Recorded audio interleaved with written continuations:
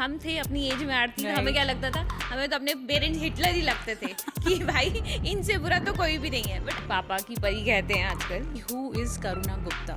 Karuna Gupta honestly as a person एक child की तरह है। जिन लोगों के फिलेंथ्रोपी के बारे में ज़्यादा नहीं पता है तो आप उनको थोड़ा सा बताओ। मेरे हिसाब से फिलेंथ्रोपी है giving back to the society. भगवान राम ने बहुत कुछ अच्छा, सब कुछ ही अच्छा किया, लेकिन लोगों ने उनकी बात करी ना। जैसे हमारे टाइम पे कि हम पेरेंट्स के आगे जवाब नहीं देते थे, वो हमारा तरीका था रिस्पेक्ट शो करने का। तो जैसे मेड थी मेरी, वो बोलती थी भाभी एक तीसरा चांस ले लो, मैं पाल दूंगी आपका बच्चा। Hello everyone, welcome back to our new episode of जज्बात where emotion gets their life. मैं हूँ आपकी host Aarti Mahajan. First of all, I would like to thank each one of you, those who poured love and support for our first episode. Keep supporting guys because ये हमें motivation देता है to do much better in future. So now moving on to our today's guest. She is bold, beautiful, stunning, and playing multiple roles seamlessly. She's a mother, she's a philanthropist, she's a socialite, she's whatnot. So उनकी जितनी तारीफ करूँ उतनी कम है. She is none other than Mrs. Karuna Gupta. Welcome Karuna ma'am and thank you so much हमारा invite accept करने के लिए. और मुझे पता है आप बहुत बिजी पर्सनालिटी हो और बहुत मुश्किल से आपने टाइम निकाला है हमारे लिए, but we are really grateful for that. तो कैसा लग रहा है आपको शो में आकर? थैंक यू आरती, मुझे यहाँ लाने के लिए, बुलाने के लिए और ये अपॉर्चुनिटी देने के लिए. आई एम ब्लेस्ड कि आपने मुझे समझा इस काबिल कि मैं आऊँ यहाँ पर और आपसे बातचीत करूँ और अपने ऑडियंस के साथ अपनी एक जर्नी शेयर करूँ. क्या बात है, ये आपकी मॉडेस्टी है, जबकि ग्रेटफुल हम हैं कि आपने यहाँ पे टाइम स्पेयर किया और यहाँ पे आए. मैं आपको उन दिनों से जानती हूँ जब से राइजिंग वुमेन हमने कम्युनिटी क्रिएट की थी and there we met for the first time. और मुझे आइडिया नहीं था कि हम एक्चुअली में इतने अच्छे फ्रेंड्स बन जाएंगे. She is not just my friend, she is my mentor also. इन्होंने मुझे ना कि बस सपोर्ट करा है, उसके अलावा इन्होंने मुझे बहुत चीज़ों में इंस्पायर किया है और बहुत कुछ सिखाया है. तो आज मैं चाहती हूँ कि आप भी इनसे कुछ सीख के जाएं और इंस्पायर होके जाएं. So over to Karuna ma'am, how are you feeling today? बहुत अच्छा लग रहा है आरती, आपने मुझे यहाँ बुलाया है. I am feeling blessed. तो लाइफ कैसे चल रही है आजकल? God has been great, very kind, और आप जैसे फ्रेंड्स हैं मेरे पास, तो मज़ा आ रहा है. That's great. करुणा मैम, मैं आपको तो जानती हूँ बहुत अच्छे से, we are very close, but अगर मुझे अपनी ऑडियंस को बताना हो कि हु इज़ करुणा गुप्ता, तो उसमें आप अपने आप को कैसे डिफाइन करोगे? Karuna Gupta honestly as a person एक चाइल्ड की तरह है, जो कि बहुत क्यूरियस है, बहुत कुछ जानना है, न्यू एक्सपीरियंसेस करने हैं, न्यू लर्निंग करनी है. So I am a very optimist person, जो हर चीज़ में उसे लगता है कि बेटर पॉसिबिलिटीज़ हैं. एक ऐसी पर्सन जो कि हमेशा कुछ सीखना चाहती है, न्यू एक्सपीरियंसेस लेना चाहती है, so that you know I can be a better version of myself by each passing day. Wow. So आपके प्रेजेंट के बारे में तो मुझे पता है, लेकिन how was your childhood? Childhood पूरा फेरी टेल जैसा था. Wow. जैसे कि पापा की परी कहते हैं आजकल, वैसे मैं एक्चुअली में थी. तो जब लोग बोलते हैं ना कि नहीं बहुत डिस्क्रिमिनेशन होता है फीमेल के साथ में, तो मुझे लगता है अच्छा, मतलब उनको फेवर करना मतलब होता है डिस्क्रिमिनेशन, बिकॉज मुझे हमेशा फेवर किया जाता था टिल आई गॉट मैरिड. मेरे वोकैबुलरी में यही था डिस्क्रिमिनेशन, जिसके बाद मुझे पता लगा एक्चुअली में क्या डिस्क्रिमिनेशन होता है फीमेल के साथ में. सो इधर उल्टा हो गया कि नॉर्मली गर्ल्स के साथ कहा जाता है डिस्क्रिमिनेशन होती है, लेकिन यहाँ आई थिंक आपके भाई के साथ डिस्क्रिमिनेशन होती थी. So you were the like Apple of the I. Yes. Oh wow. तो आपने उसके बाद अपनी लाइफ में कैसे स्ट्रगल्स क्या फेस करी या आगे लाइफ कैसे चली, उसके बारे में थोड़ा बताओ. सबसे बड़ा स्ट्रगल था कि जब दिल्ली से जॉब छोड़कर मैं जम्मू में आई, यहाँ पे जॉब स्टार्ट किया. I got married here. मैं एक पंजाबी फैमिली से हूँ जो कि बहुत ही लिबरल है, और मेरी शादी हो गई एक डोगरी फैमिली में जो बहुत कंजर्वेटिव है. Although it's a love marriage, it's not something that I am been imposed on, I मर्जी से की, बट बहुत ही ज़्यादा कल्चरल डिफरेंस था दोनों फैमिलीज़ में. सो वो बहुत बड़ा स्ट्रगल था मेरे लिए कि इसमें एडजस्ट करना और अपने आप को अपनी आइडेंटिटी को उसमें ढूंढना. एक्चुअली मैं कुछ सालों तक खो गई थी उसमें, 8-10 साल मुझे लगे अपने आप को रीडिस्कवर करने में. Oh my God, 8 to 10 years? Yes. Oh my God. और अभी आपने ये चीज़ बताई कि आप कहीं जॉब कर रहे थे बाहर and you came back for your marriage. तो ये आपका मतलब जो शिफ्ट था, मतलब वाज इट वेरी विशफुल और समथिंग काइंड ऑफ फोर्सफुल? नहीं, शादी के लिए वापस नहीं आई थी एक्चुअली। ओके. दिल्ली में जॉब कर रही थी, उसके बाद में मेरा दुबई में जॉब लग गया था। ओह सो वाओ. बीच में गैप था 2-3 मंथ्स का, तो घर वालों ने बोला कि आ जाओ, spend that time with us, और उसके एंड दे बाद में चले ट्रैप्ड जाना। यू. यस। और but then destiny has it own fate, तो लेकिन ऐसा हुआ नहीं, मेरी जॉब लग गई जम्मू में ही। ओके. एंड देन फिर यहीं पर ही लाइफ स्टार्ट हो गई। That's great. तो अभी आपने लव मैरिज के बारे में बताया. That's really exciting to know. तो आप मुझे बताओ कि ये सब स्टार्ट कैसे हुआ? स्टार्ट स्कूल टाइम से ही हो गया था। We were okay. Both in the same class in 12th standard. Okay. So but तब ऐसा कुछ वैसे नहीं था बॉयफ्रेंड गर्लफ्रेंड जैसा, बट ये था कि हाँ बहुत अच्छे फ्रेंड्स हैं, अच्छा लगता है एक साथ में डिस्कस करना सब्जेक्ट्स के बारे में।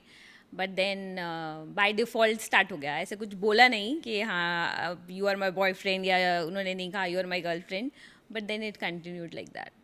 ओके. तो ये फिर बाद में लॉन्ग डिस्टेंस बना होगा, क्योंकि आप कह रहे थे कि आप बाहर कहीं जॉब कर रहे थे, तो. हाँ, ये लॉन्ग डिस्टेंस ही रहा, बिकॉज मैं तो ग्रेजुएशन मैंने जम्मू से करी, but my husband he did his BDS from outside Jammu. Okay. और उसके बाद में मैं MBA करने नागपुर चली गई, तो वो उधर ही कर रहे थे, तो most of the relationship long distance ही रहा।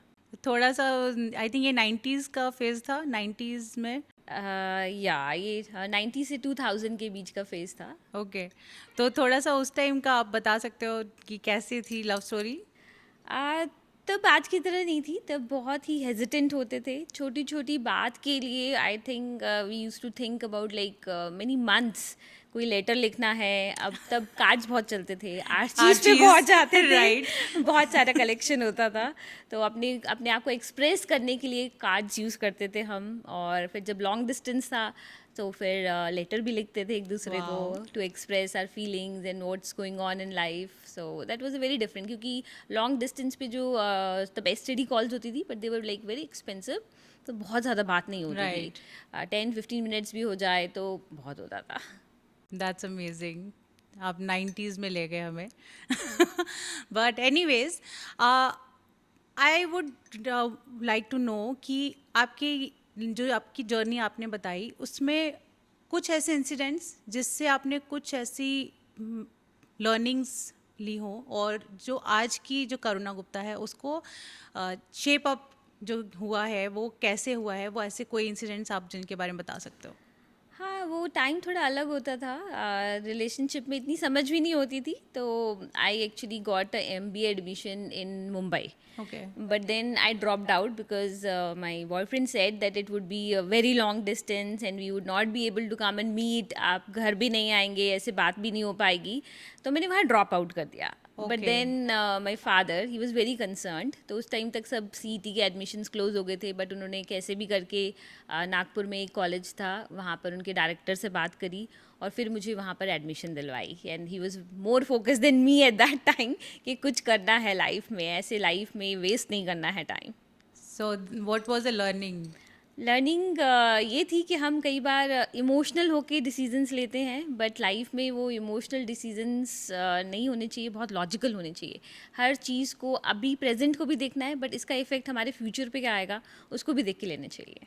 Wow, that's something very important to learn.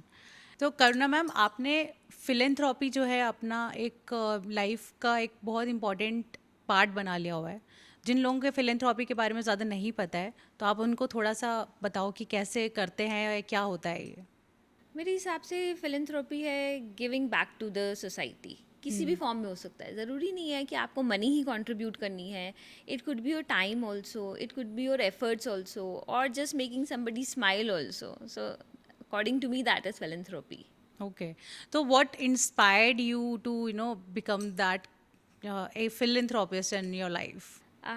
जब मेरे फादर इन लॉ वो व्हेन ही पास्ड आउट, उसके उनके जाने के बाद ना बहुत सारे ना ऐसे लोग हमारे घर पे आए जो थैंक यू करने आते थे और अपना ग्रैटिट्यूड शो करने आते थे कि भाई उन्होंने उनकी लाइफ में बहुत डिफरेंस क्रिएट करा है। जैसे एक ऑटो वाला था, उनका किसी एक्सीडेंट में डेथ हो गया, तो उनके बेटे को उन्होंने पढ़ाया, हायर स्टडीज़ करवाई। Wow. फिर एक था कि जिस पूरी फैमिली को वो पूरे महीने का राशन सपोर्ट करते थे because they are unable to feed themself. बहुत सारे उनके वो गांव में ऐसे लड़कियां जिनकी शादी के लिए कुछ ज़रूरत होती थी तो उनको पैसे भेजते थे, और ये सब जब वो थे हमें नहीं पता था, बट उनके आने के बाद भी लोग उनका ग्रैटिट्यूड एक्सप्रेस करने आने लगे। तो एक फीलिंग आई कि यार ये समथिंग ऐसा है कि आपके जाने के बाद भी शायद रहेगा। So that changed my mind and that helped me to think about it and go towards it. And you carry forward his legacy. हाँ, आप कह सकते हो कि वहाँ से एक इंक्लिनेशन आ गया। फिर मेरे फ्रेंड हैं, उन्होंने मुझे रोटरी में इंट्रोड्यूस किया, तो रोटरी में एक अच्छा प्लेटफॉर्म मिला, एक बिगर प्लेटफॉर्म मिला, ज़्यादा लोगों को टच करने का मौका मिला। So this is how it started. So अभी आपने कौन कौन से प्रोजेक्ट्स किए हुए हैं under your supervision in Rotary? बहुत सारे प्रोजेक्ट हैं आरती, और होता ऐसा है कि एक प्रोजेक्ट दूसरे से लीड कर जाता है। जैसे एक बार हमने विंटर्स में ब्लैंकेट डिस्ट्रीब्यूशन का हमने प्रोजेक्ट रखा कि जो भी नीडी हैं, हम क्या करते थे, सब क्लब मेंबर्स अपनी गाड़ी में ब्लैंकेट्स रख लेते थे, और जब जा रहे हैं कहीं पर दिखा कि कोई भी ज़रूरतमंद है तो उसको डोनेट कर दिया। सो इसी दौरान में हमारे एक क्लब मेंबर अपने किसी देवता के वहाँ पर गए, तो उन्होंने कहा यहाँ पर बहुत छोटे बच्चे हैं बट उनको नीड है, तो वहाँ पर मैं डोनेट कर दूँ। मैंने कहा कर दीजिए। तो वो पोस्ट हमने फेसबुक पे डाली, और वो फेसबुक की पोस्ट जो है वो एक टीचर ने देखी, गवर्नमेंट टीचर थी, स्कूल में पढ़ाती थी, उनकी मेड की बेटी की शादी थी। Then she called us and said कि भाई उनकी मेड, जो मेड है उसकी बेटी की शादी है और वो अफोर्ड नहीं कर पा रहे हैं, ना ही खाना पीना बारातियों का, और ना ही जैसे हमारे यहाँ ट्रेडिशन है नोगने देते हैं, हाँ। ब्लैंकेट्स देते हैं, ना ही उनके पास वो हैं। तो उन्होंने कहा कि आप किसी तरह से उसको सपोर्ट कर सकते हैं। तो हमने कहा बिल्कुल। तो हमने उस शादी के लिए सारा अरेंजमेंट किया, उनको इवन नोगने तक भी गिफ्ट करे। तो this is how it goes. तो आपका ये आई थिंक आप रेगुलरली बहुत सारी गर्ल्स को ऐसे सपोर्ट कर रहे हो। यस, बहुत सारे काम चलते हैं। रोटरी का जो फ्लैगशिप प्रोग्राम है वो है पोलियो इरेडिकेशन। अगर आप देखोगे तो पोलियो जो है आज वर्ज पे है कि पूरे वर्ल्ड से इरेडिकेट हो जाएगा, और सिर्फ 2 कंट्रीज़ हैं, पाकिस्तान और अफ़गानिस्तान, जहाँ पर थोड़े से केसेस बचे हैं, बाकी पूरे वर्ल्ड में से इरेडिकेट हो गया है। और इसका एक एक ड्रॉप जो आज तक दिया गया है किसी भी बच्चे को, उसका पूरा कॉस्ट जो है वो रोटरी ने उठाया है। और रोटरी ने ये इनिशिएटिव लिया और सोचा कि जब ये एक्चुअली शुरुआत हुई थी, और सोचा कि भाई हम ऐसा कोई काम करेंगे कि कोई एक पूरा डिजीज़ इरेडिकेट कर देंगे वर्ल्ड से, तो सब बहुत सारे लोगों ने मजाक भी उड़ाया उसका, लेकिन वो एक ड्रीम था जो कि पूरा हुआ। Now similar kind of dreams we are having many more now that we are thinking कि मलेरिया को इरेडिकेट करेंगे, so many more are like that। तो रोटरी बेसिकली बहुत सारे एवेन्यूज़ पे काम करता है। 7 एवेन्यूज़ हैं, एनवायरनमेंट है, मेटर्निटी एंड चाइल्ड हेल्थ है, then we work on think surgeries education, also. Literally yes. तो हमारे यहाँ पर फ्री हार्ट सर्जरीज भी होती हैं उन बच्चों को जिनको कॉन्जेनाइटल डिजीजेज होते हैं, हार्ट में होल होता है। That is a little expensive surgery, minimum 5 lakh to 15 lakh के बीच में अरेंज करता है वो, लेकिन रोटरी वो फ्री ऑफ कॉस्ट करवाता है। वाओ। सो अभी जो आपने बताया कि ये वर्ल्ड वाइड लेवल पे काम करते हो आप, तो ये ऑपरेशन कैसे इसका मतलब, और ये how does it operate? Rotary के जो क्लब्स हैं ना, डिफरेंट क्लब्स हैं, वो 200 से ज़्यादा कंट्रीज़ में अवेलेबल हैं। Oh my God. और ये सब आपस में कनेक्टेड होते हैं, एक साथ प्रोजेक्ट्स लेते हैं, कुछ ग्लोबल लेवल के होते हैं, कुछ रीजनल लेवल के होते हैं, तो कुछ अपने लेवल पे करते हैं, कुछ हम ग्लोबल लेवल पे करते हैं। तो इसी तरह से रोटरी एक अपॉर्चुनिटी देता है आपको एक ग्लोबल सिटीज़न बनने का भी, कि आप एक कंट्री में रहकर बाकी सब कंट्री के लोगों के साथ में कॉन्टैक्ट में आ जाते हैं, just because you are a Rotarian. Wow, so it's a huge network actually. Yes. So there is one more aspect about you Karuna ma'am, कि आप फाइनेंस में भी अपना जो है इंटरेस्ट रखते हो, तो एंड आपने बहुत सारी ऐसी वर्कशॉप्स भी कंडक्ट करी हैं राइजिंग वुमेन के थ्रू, एंड आप बहुत सारी वुमेन को अवेयर भी करते हो कि आपको अपने फाइनेंस को कैसे मैनेज करना चाहिए। तो first of all I want to know कि आपका खुद का इंटरेस्ट कहाँ से आया फाइनेंस में, और आप विमेन जो हमें ऑडियंस देख रहे हैं उनको आप कैसे इस चीज़ के लिए गाइड करेंगे? आरती, मैंने MBA किया जिसमें से one of the measures was finance, okay. और उसके बाद में मैंने जॉब करी बजाज एलियंस में एंड देन रिलायंस में तो इन सभी में जो मेरा फोटे था वो फाइनेंस ही था। I Okay. Was the sales training manager, जहाँ पर हम सारे के सारे ये फाइनेंशियल प्रोडक्ट्स की स्टडी करते थे, उनका कंपैरिजन करते थे और उनके बारे में सबको बताते थे कि which is the best product for what situation, what is the risk level that you are trying to you want to take, उसके हिसाब से आपको कहाँ पे इन्वेस्ट करना चाहिए। तो इस तरह से इन फाइनेंस इज़ समथिंग, वहाँ से मेरा इंटरेस्ट जागा। और उस टाइम पे बहुत ज़्यादा बूम आया था हमारे स्टॉक मार्केट में। 2008 की बात है, Right. स्टॉक मार्केट बहुत बूम कर रही थी। तो फिर वो एक इंटरेस्ट का एरिया था कि भाई इसको जाने क्या है, कैसे वर्क करता है, कैसे ऑपरेट करता है। तो this is how this all journey started. मैंने बहुत कम women को देखा है, those who invest first of all, and investment that मतलब अगर वो करेंगी भी तो ज़्यादा से ज़्यादा आरडी या फिर एफडी में कर लेंगी।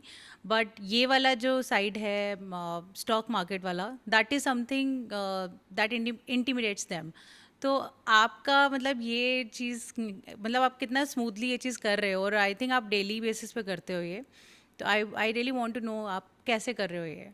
देखो, ये स्टडी है और इंटरेस्ट की बात है। सो इसमें गैम्बल तब बन जाता है जब आप बिना नॉलेज के कोई काम करते हो। Right. बट अगर आप नॉलेज रखते हो कि पूरे वर्ल्ड में क्या हो रहा है, किस इंडस्ट्री में क्या हो रहा है, कमोडिटी में क्या चेंज आ रहा है, उससे किस कंपनी पे क्या इफेक्ट पड़ेगा, तो ये आपका एक नॉलेज बेस्ड हो जाता है। सो स्टॉक मार्केट में अगर सब लोग नहीं भी करना चाहिए, बट देर आर वेज कि आप उससे भी बेनिफिट कमा सकते हैं। सो आज का जो मैंने देखा है, जो विमेन है, फर्स्ट स्टेप उन्होंने बहुत हद तक बहुत सारे लोगों ने पार किया है कि दे हैव स्टार्टेड अर्निंग। लेकिन जो उसके बाद की जर्नी है कि अपनी फाइनेंशियल प्लानिंग कैसे करें, हम कैसे अपनी वेल्थ क्रिएशन करें, कैसे हम फाइनेंशियली इंडिपेंडेंट हो जाएं, अपनी प्लानिंग इस तरह से करें कि भाई जो भी हमारे गोल्स हैं, चाहे वो शॉर्ट टर्म है, आपको कहीं वकेशन पे जाना है फॉरेन, या आपको कोई गाड़ी लेनी है 3-4 साल में, या आपके घर की डाउन पेमेंट करनी है, बच्चों की पढ़ाई के लिए, उनकी शादी के लिए, या अपने रिटायरमेंट के लिए, ये सब बिल्कुल ही इफ़ेक्टिव प्लानिंग से बहुत आसानी से हम अचीव कर सकते हैं। बट सिर्फ प्रॉब्लम ये है कि लोग इसके बारे में ध्यान नहीं देते, इससे डरते हैं एक्चुअली, और इसके बारे में बात भी नहीं करते, और वो सोचते हैं कि नीचे बात जब आएगा तब देखी जाएगी, कैसे होगा, कैसे मैनेज करेंगे। राइट। तो आप कैसे मतलब वुमेन को कैसे एम्पावर कर रहे हो by managing their own finance, उनको गाइड कर रहे हो, कैसे कर रहे हो ये? जैसे हमारी कम्युनिटी है राइजिंग वुमेन, तो उस कम्युनिटी में एक बहुत ही ब्यूटीफुल प्लेटफॉर्म है जहाँ पर हम अपॉर्चुनिटी देते हैं सारी की सारी वुमेन को कि आकर वो कनेक्ट करें, एक दूसरे की स्किल्स को जानें, एक दूसरे की स्किल्स को से एक दूसरे को एम्पावर करें। Right. और इसके अलावा नेटवर्किंग भी है, कोलैबोरेशंस भी हैं, पर सबसे ब्यूटीफुल चीज़ जो है ना आरती, कि वहाँ आके आप अपने दिल की कोई भी बात कर सकते हो, बिकॉज आपको पता है कोई आपको जज नहीं करेगा वहाँ पर आकर। तो Right. वो एक जो फीलिंग आती है ना, वो जो एक कंफर्ट जोन आता है वहाँ आकर, वो दैट इज़ ब्यूटीफुल। That's और true. वहीं पर ही आपने जैसे देखा है, हमने बहुत बार वहाँ पर फाइनेंशियल मैनेजमेंट पे, वेल्थ क्रिएशन पे हमने बहुत बार वर्कशॉप क्रिएट करी है, और इसको हम सोच रहे हैं कि हम एक रेगुलर फीचर बनाएंगे Right. जिसमें हमको राइटली गाइड करेंगे कि किस तरह से वो फाइनेंशियली इंडिपेंडेंट हो सकते हैं। आई थिंक आजकल के टाइम पे it's very important for women to learn how to manage finance and how to create your own wealth.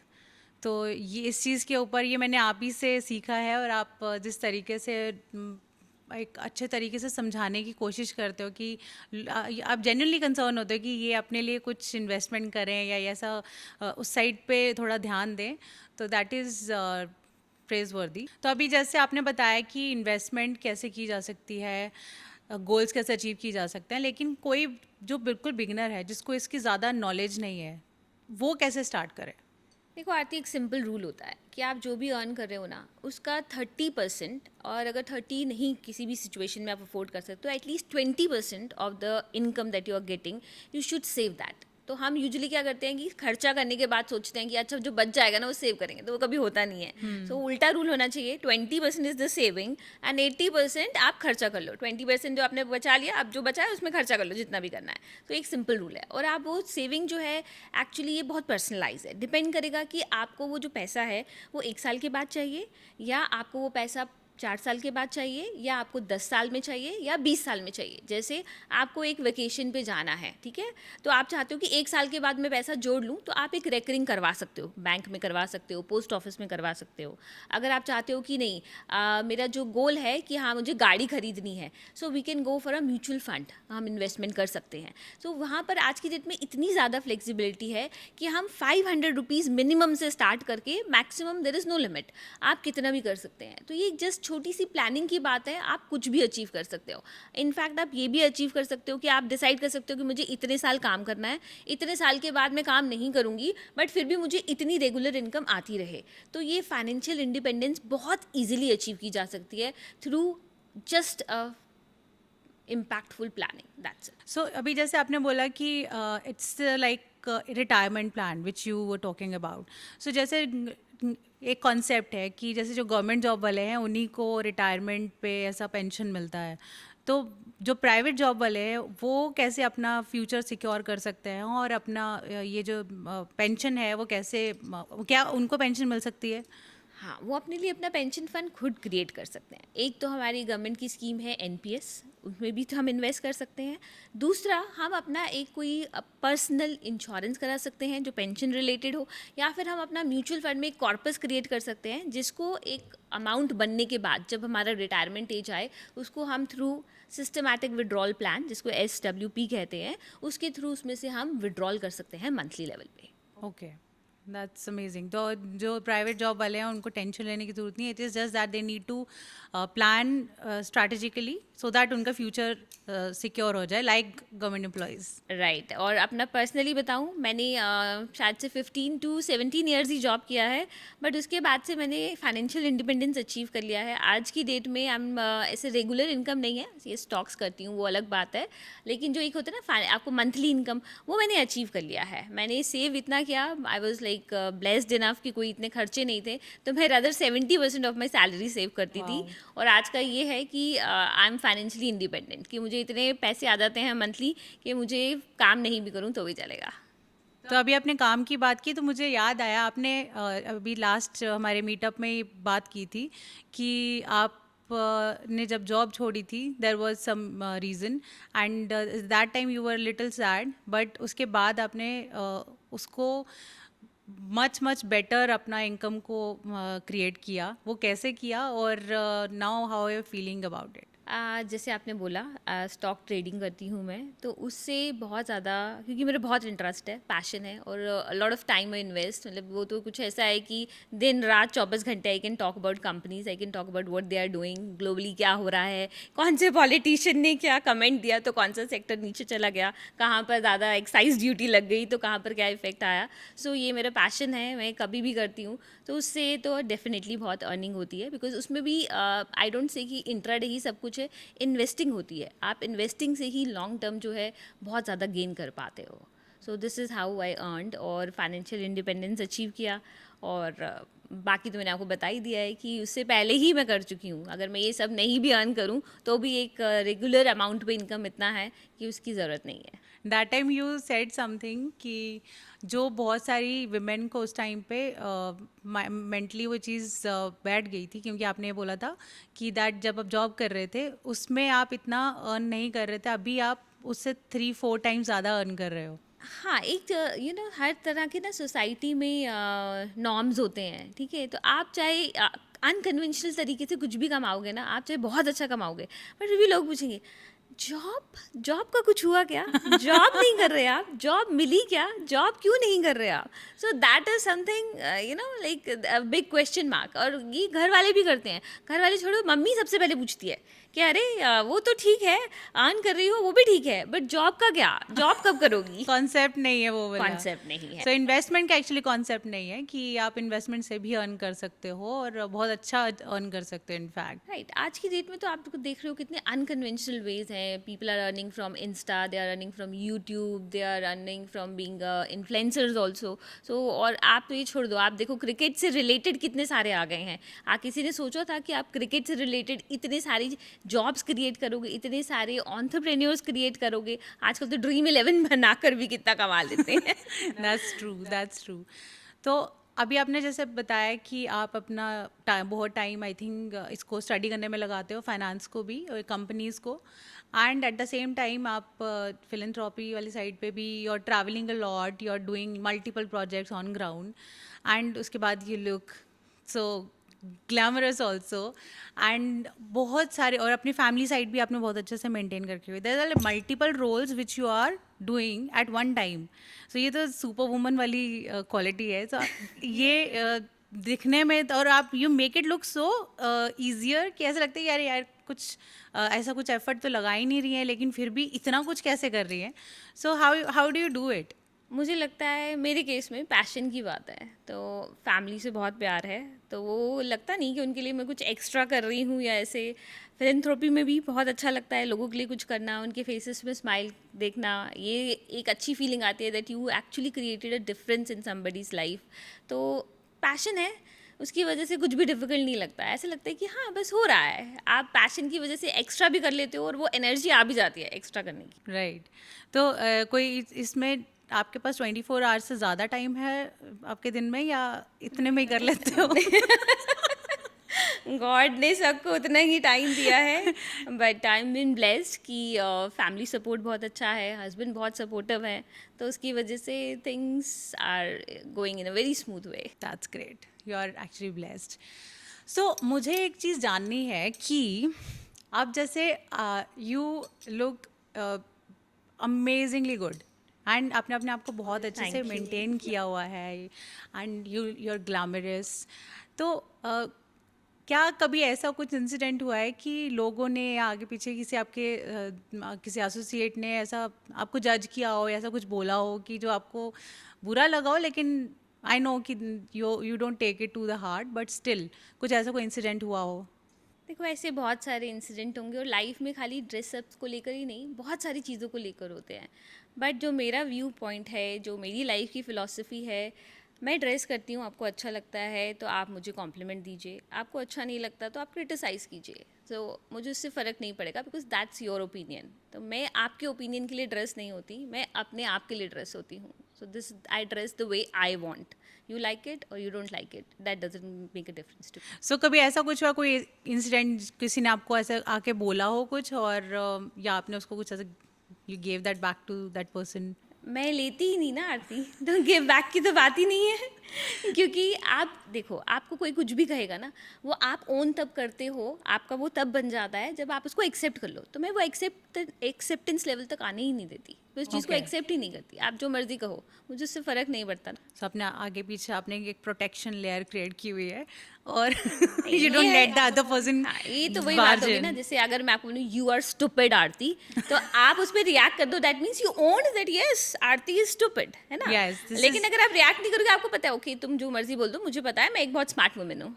So that's how that's what it is all about, कि आप reaction कैसा देते हो उसको, आप रिएक्शन देते हो नहीं. नहीं, ये मेरा माइंडसेट है. एक्चुअली रिएक्शन हो गया कि जो हम लोगों को दिखाने के लिए करते हैं. ये एक प्रोसेस है, ये इतनी आसानी से ऐसा नहीं कि मैं ऐसी ही थी, हमेशा से ऐसी थी. ये बहुत स्टार्टिंग टाइम में बुरा लगा. लगता होगा, लेकिन उसके बाद यू जस्ट क्रिएटेड दैट हाँ, ये माइंडसेट. तो एक एस्पेक्ट है ना लाइफ का, बट मैंने हर चीज़ में ये फॉलो किया है कि ये मेरी लाइफ है, मैं डिसाइड करूँगी कि मुझे क्या करना है, कैसे करना है. लोग हैं, उनका ओपिनियन होगा, आप जो भी करो, यू नो.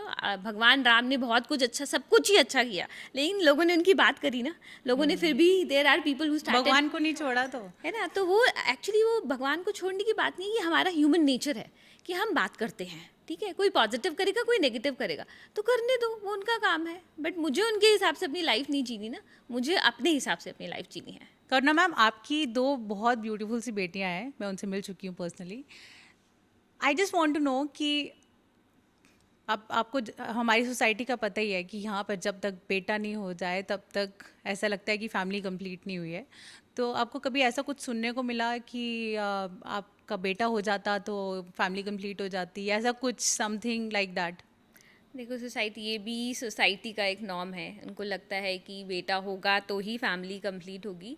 तो यस, ऐसे बहुत सारे लोग थे, और इनफैक्ट कुछ तो, जैसे मेड थी मेरी, वो बोलती थी भाभी एक तीसरा चांस ले लो, मैं पाल दूंगी आपका बच्चा. और इनफैक्ट हमारी एक ताई जी है, वो भी बोलती थी बस एक बेटा कर ले, मैं ही पाल लूँगी उस बेटे को। सो ऐसे लोग थे, बट आई वॉज ब्लेस्ड कि मेरी मदर इन लॉ दोनों ने ही ये कहा कि 2 हेल्दी बेबीज़ हैं, दैट्स फाइन। कभी नहीं कहा कि तीसरा चांस ले लो या बेटा ही होना चाहिए, ऐसा कुछ नहीं रहा। तो ना वो सपोर्ट सिस्टम इतना स्ट्रांग था कि बाहर वाले लोगों से जो उन्होंने ये कहा, तो मैंने उसको पॉजिटिव वे में लिया कि देखो ये लोग मेरे लिए कितने कंसर्न्ड हैं, कि ये कुछ एक्स्ट्रा भी मेरे लिए करने को तैयार हैं, जस्ट बिकॉज इनको लगता है कि कुछ कमी है मेरी लाइफ में जो पूरी हो जाएगी अगर ये वो सपोर्ट दे दें तो। बट मुझे लगता है कि Indian society is more obsessed with having a बेटा। हाँ, है, ऐसा है बहुत सारी जगहों पे, बट मुझे लग रहा है slowly and steadily it's changing. वो डिपेंड करता है, देखो आज लड़का हो लड़की हो कोई भी है, आपके साथ कोई नहीं रह रहा है, सब बाहर जा रहे हैं, जॉब कर रहे हैं, they have their own life, so it would not make a difference. और अब लोगों ने उस चीज़ को अंडरस्टैंड करना स्टार्ट कर दिया है कि it would actually not make a difference. That's true. Change तो आ रहा है but it's quite slow. So हो जाएगा, I am pretty sure in future some time. तो अब बच्चों की बात तो हो ही रही है, तो आई वांट टू नो कि आपकी जो गर्ल्स जो आपकी हैं बेटियां, वो दोनों टीनेजर्स हैं अब। तो आई वांट टू नो कि जेनजी के साथ आप एज अ पेरेंट कैसे डील कर रहे हो और क्या स्ट्रगल्स उसमें आपको फेस करनी पड़ रही है। मुझे लगता है जेनजी हो या कोई भी हो, जब भी आप पेरेंट बनोगे ना, एक जनरेशनल गैप आएगा। That's ठीक है, true. तो वो जनरेशनल गैप रहता है हमारे थॉट प्रोसेस में, तो हमें वो अंडरस्टैंड करना है कि वो जो चेंज आया है वो ज़रूरी नहीं है नेगेटिव है, वो एक्चुअली उनका तरीका होता है। जैसे हमारे टाइम पे कि हम पेरेंट्स के आगे जवाब नहीं देते थे, वो हमारा तरीका था रिस्पेक्ट शो करने का। तो Right. जेनजी का एक अलग तरीका है, तो ये ज़रूरी नहीं है कि तरीका बदल गया है तो वो गलत ही हो गया है। तो मुझे लगता है कि उनके साथ बात करना, उनको अंडरस्टैंड करना, यही इम्पॉर्टेंट है। और दूसरी बात कि हमें पेरेंट बन के रहना है, अ फ्रेंडली पेरेंट, जिसमें आपका बच्चा आपके पास आ सके, कोई भी बात आपसे डिस्कस कर सके, कुछ भी चीज़ है, वो कोई भी फियर है उसको वो कभी हिचकिचाए ना आपसे किसी भी चीज़ की बात करने के लिए, बट आप स्टिल पेरेंट हो, आप उनके फ्रेंड नहीं हो। बहुत सारे फ्रेंड्स हैं, तो आपको उनको सही रास्ता दिखाते रहना है। जो मैंने बहुत कुछ आजकल ऑब्जर्व किया है, बहुत सारे पेरेंट्स जो हैं इस प्रेशर में आके कि मेरा बच्चा मुझे लाइक नहीं करेगा, बहुत सारी ऐसी चीज़ें करते हैं या उनको परमिशन देते हैं ऐसी चीज़ें करने के लिए कि भाई ठीक है, आपको ज़्यादा टीवी देखना है, ज़्यादा मोबाइल देखना है, देख लो। अच्छा, आपके फ्रेंड्स के पास मोबाइल है, आप भी ले लो। नहीं, you have to just do the right thing as a parent. आप पेरेंट ही रहोगे, आपका बच्चा ठीक है आपको पसंद नहीं करेगा, फाइन, बट आपका बच्चा सही रास्ते पे तो जाएगा ना।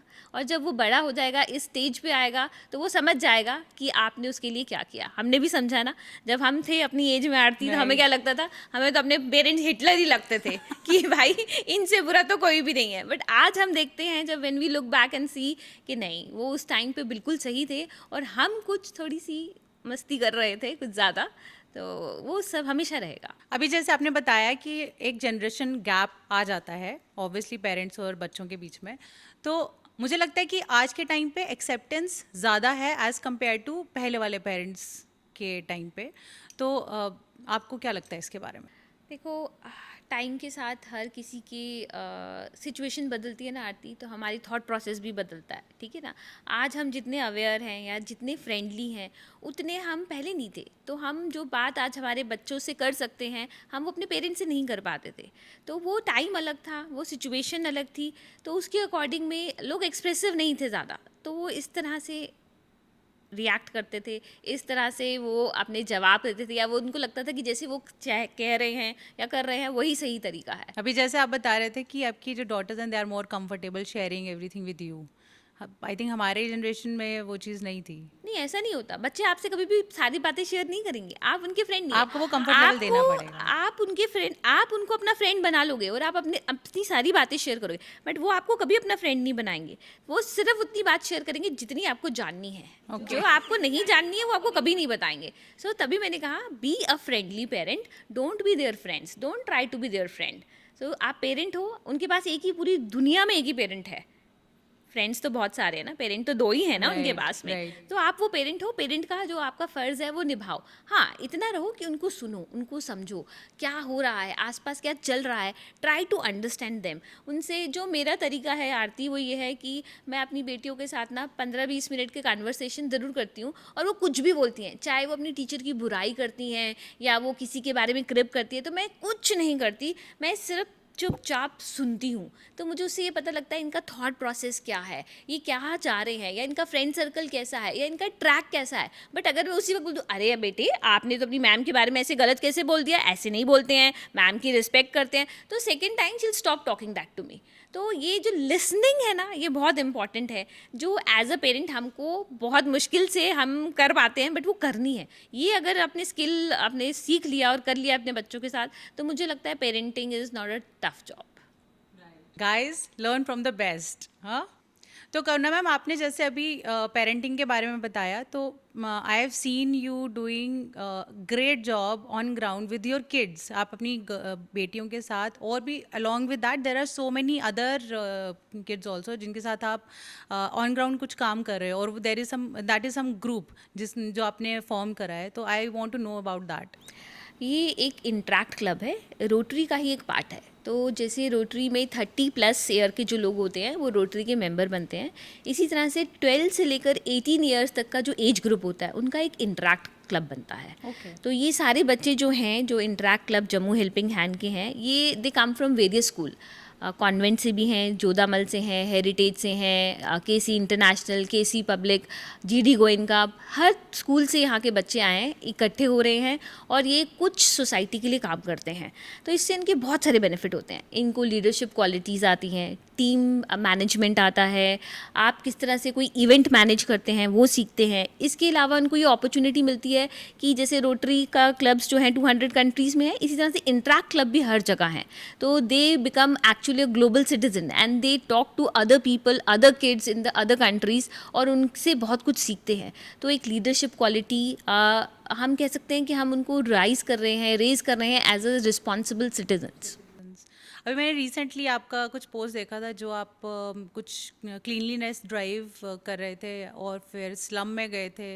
ये सब आप उन बच्चों से उनको गाइड, उनको मेंटोर कर रहे हो ये सब कुछ करने के लिए. यस, और आपको एक आरती को बात बताऊं, ऐसा लगता है मैं सिर्फ उनको गाइड करती हूँ, बट ये आइडियाज़ वो खुद लेकर आते हैं. ये बिल्कुल भी मेरा आइडिया नहीं था कि हम एक पॉन्ड में जाएंगे मुट्ठी में और उसको सफाई करेंगे. ये उनका आइडिया था और उन्होंने लिटरली किया. जहाँ बच्चे अपनी सॉक्स तक उठाकर वॉशिंग मशीन में नहीं डालकर आते हैं, वहाँ पर वो बच्चों ने अपने हाथों से, ग्लव्स पहने थे डेफिनेटली, बट वहाँ से पूरा कूड़ा उठाया, उस जगह को पूरा साफ़ किया, and they were very proud of themselves also. नहीं, it's actually a great job. और वो जो स्लम वाला था उसमें वो पर्सनल हाइजीन का था, और ये भी उनका आइडिया था कि हम उनको एजुकेट करते हैं, क्योंकि कोरोना के बाद बहुत सारी जो डिजीज़ हैं हमें पता लगा है कि अगर हम अनहाइजीनिक कंडीशंस में रहेंगे तो हमें ज़्यादा होंगे, we are more prone to it.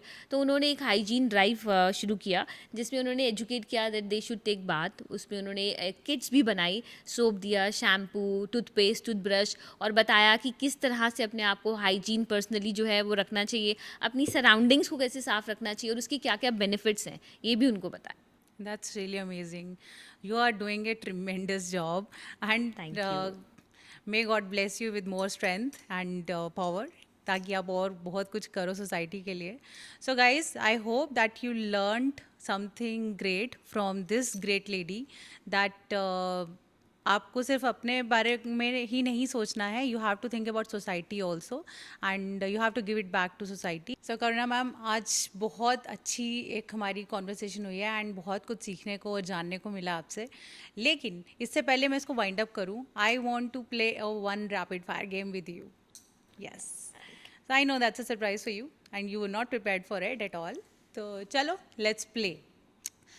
One guilty pleasure snack you can't resist. Gulab jamun. Okay. If not a philanthropy, what career would you have chosen? Finance. Finance. And अगर finance भी नहीं करना हो फिर? Parenting. Okay. Morning person or a night owl? Night owl. Night owl. Okay. One style tip you swear by. Confidence is the best accessory you wear. That's amazing. A song that instantly lifts your mood. Any song. Any song. Any peppy song. Any peppy song. Okay. One habit people find surprising about you. That I dress myself up every single day in the morning, and if I have to go out or I don't have to go out, but I'm You dress always up. ready. Yes. Wow. So, if you had one superpower for a day, what would you do with it? लोगों में थोड़ा सा common sense डाल दूँगी. Okay. Nice. So you're a tea person, coffee person, or something stronger? Tea person at home, coffee person if I'm outside my home. Okay. Your go-to stress buster? uh, Talking to my kids. Wow. 3 words that perfectly describe Karuna Gupta. Confident, enthusiastic, and optimistic. Wow. And I think an empath also. Nice so guys आज हमें बहुत कुछ जानने को और सीखने को मिला है करुणा मैम से about finance parenting philanthropy and what not everything तो अगर आपको कुछ फाइनेंस के बारे में अगर जानना है तो आप कमेंट में आप डालिए and she will definitely help you out in that and I hope आपको ये एपिसोड कहीं ना कहीं इंस्पायर करा हो thank you so much for watching us now don't forget to like share and subscribe our channel. Till then, see you, take care.